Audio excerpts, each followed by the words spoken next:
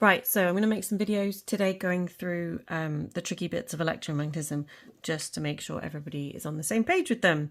So the biggest thing about electromagnetism, and this is starting just looking at electromagnets, is that when you have current in a wire, you also get a magnetic field around it, right? So if this is a wire and I turn on the current, the electrons are going to flow through the circuit. But the current, electrons, so this is the positive part of the cell, that's the negative part of the cell. The electrons move from negative to positive because they're negative charges repelled by the negative, attracted to the positive. That's their potential difference. But actually the current is actually going this way because we say current goes from positive to negative because it was a 50-50 guess. They got it wrong. It's stuck. Now, we use the right-hand grip rule to figure out the direction of the magnetic field around the wire. There's current flowing it. It's going to have a magnetic field. If we point our thumbs in the direction of the current, so if I do this bit here, my current's going upwards, my fingers are coiling around like this, so that means the magnetic field is also going to coil around like this. It's kind of concentric circles. That tells you the direction. It's always concentric circles. The further away from the wire, the further apart the field lines get, because the field gets weaker as you get further from the wire. Now, not very strong. What we can do is we can turn it into a special thing called a solenoid. A solenoid is a coil of wire that's been put into a shape just like this, and that makes the field much stronger. Now, we do the same thing for the finding about what the field looks like. So this is positive, this is negative, which means the current's going up there and coming down there. Now, which means it's kind of coiling this way round. Do you see what I mean? Coiling, coiling, coiling. Now, I kind of like, this time I use my fingers, right, to wrap around the coil, and then the thumb points in the direction that the field is going inside the coil.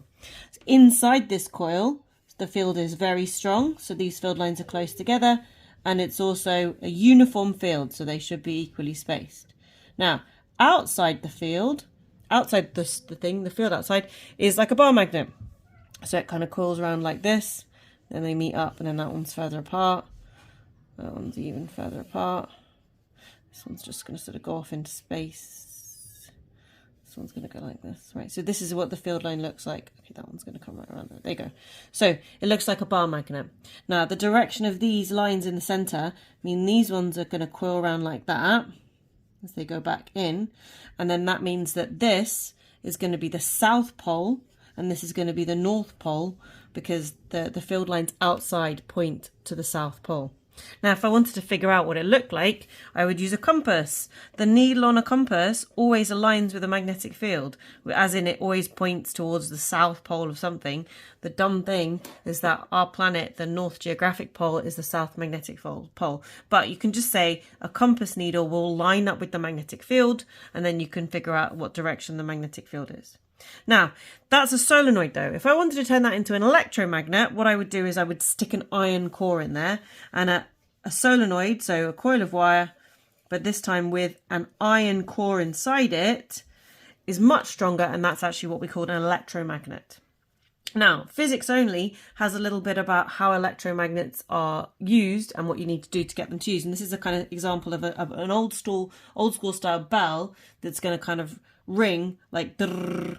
So when we turn the switch on, what happens is this all of a sudden becomes magnetic because there's coil of wire there and an iron core, so it becomes an electromagnet.